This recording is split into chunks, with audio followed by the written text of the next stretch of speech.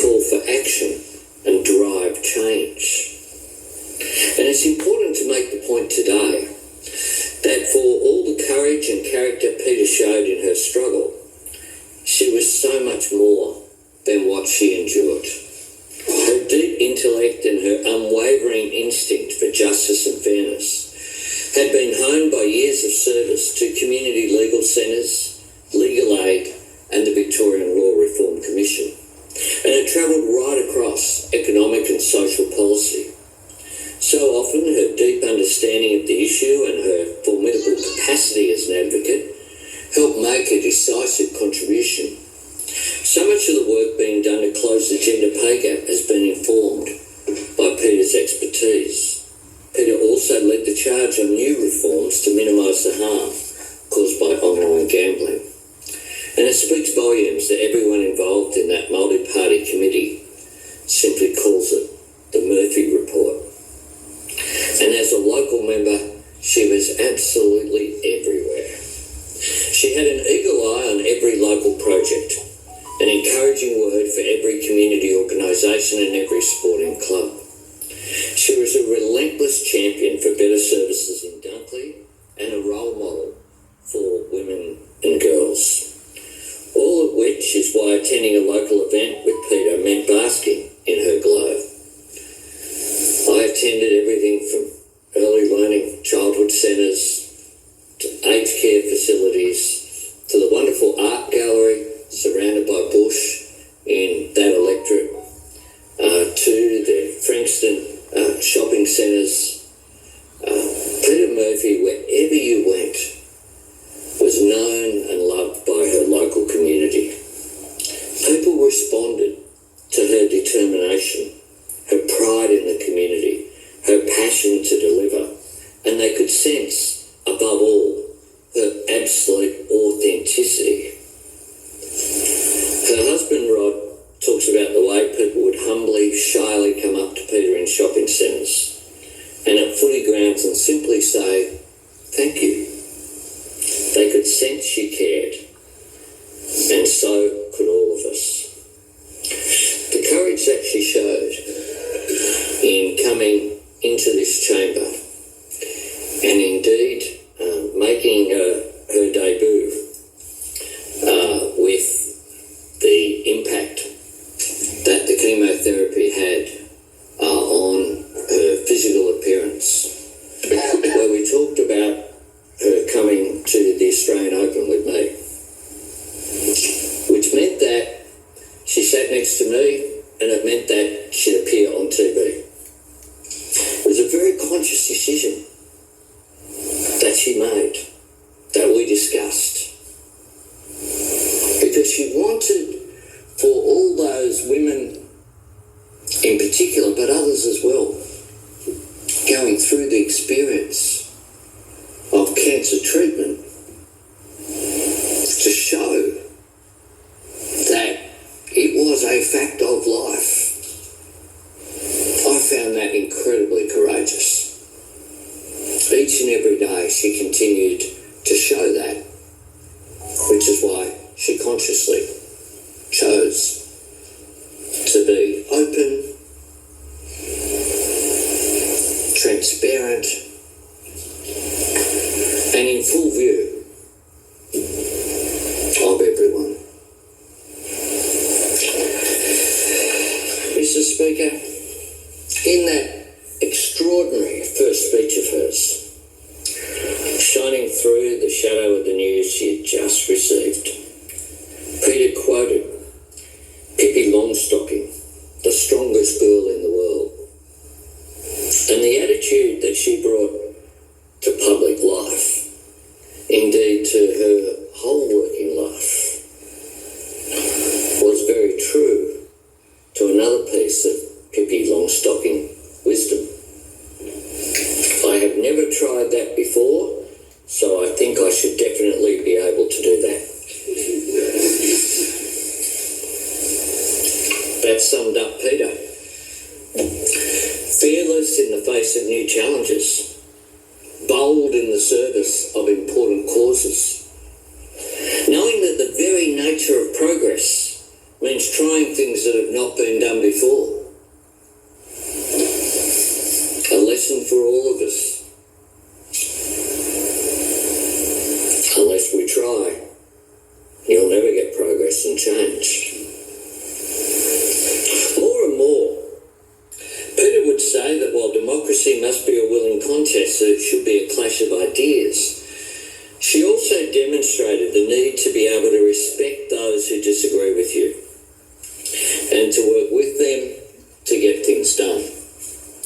And I think in her committee work and other work in this Parliament, and the fact that we're gathered here today across the political spectrum, all genuinely mourning this great Australian, says a lot about her not just saying that, but doing that and achieving that. And I thank the members of the non-Labor members in this chamber for the number of very warm messages that they've given to me as the leader of the Labor family whilst we mourn our family member. This campaign has been a heavy weight to carry, and this result will be very hard to bear. So many remarkable Indigenous Australians have put their heart and soul into this cause, not just over the past few weeks and months, but through decades, indeed lifetimes of advocacy. I have been honoured and humbled to stand by you and witness your extraordinary courage and grace, your great love for our country, and your deep faith in our people. None less than my friend standing with me here tonight. You continue to inspire me and make me prouder than ever to be Australian. I have never been as proud to be Australian as when I sat in the red dirt at Uluru with those wonderful women. I have made lifetime friends, and for that I am grateful. Our government will continue to listen to people and to communities. Our government will continue to seek better outcomes for Indigenous Australians and their children and the generations to come. This is not only in the interests of Indigenous Australians, it is in the interests of all Australians to build a better future for our nation. Constitutional change may not have happened tonight, but change has happened in our great nation. Respect and recognition is given at events. The fullness of our history has begun to be told. Maintain your hope and know that you are loved. My fellow Australians, our nation's road to reconciliation has often been hard going. The climb steep, the ground uncertain, the headwinds powerful, the way forward difficult to navigate. But through the decades, there have been hard moments of hard-won progress as well. That's why I say tonight is not the end of the road, and it is certainly not the end of our efforts to bring people together. A plan to fix migration by ensuring Australia can get the skilled workers that Australia needs, by putting an end to any abuse and any rorts. Treasury forecasts show that migration is expected to decline substantially over the coming financial year. The new migration strategy we'll announce this week will bring migration back to sustainable levels. We need to have a migration system that enables Australia to get the skills that we need, but make sure the system is working in the interests of all Australians. Our first priority is always, of course, to get Australians into jobs. And I'm very proud that in our first 18 months, you've had over 620,000 new jobs created on our watch, more than any first-term government in Australian history, and we're only halfway through. Plan to fix migration by ensuring Australia can get the skilled workers that Australia needs, by putting an end to any abuse and any rorts. Treasury forecasts show that migration is expected to decline substantially over the coming financial year. The new migration... If I'm Prime Minister, I won't go missing when the going gets tough, or pose for photos and then disappear when there's a job to be done. God bless you, Prime Minister. I know, don't think I don't know. I know how they're going.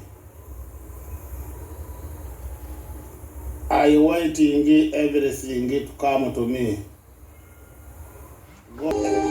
Stage 3, they are legislated tax cuts. I'll be clearer than that. We haven't changed our position. You can play word games, Michael. Nothing has changed.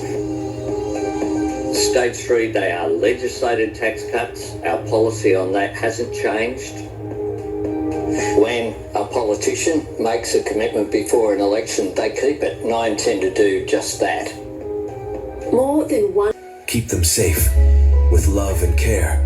Protect their struggle and make them successful. Amen. Share this prayer to your best friends and wait for a miracle upon you. God, please bless my friends. Keep them safe with love and care. Protect their struggle and make them successful. Amen. Share this prayer to your best friends and wait for a miracle upon you. God, please bless my friends. Keep them safe with love and care. Protect their struggle and make them successful. Amen. Share this prayer to your best friends and wait for a miracle upon you. God, please bless my friends. Keep them safe with love and care. Protect their struggle and make them successful. Amen. Share this prayer to your best friends and wait for a miracle upon you. God, please bless my friends. Keep them safe with love and care. Protect their struggle and make them successful.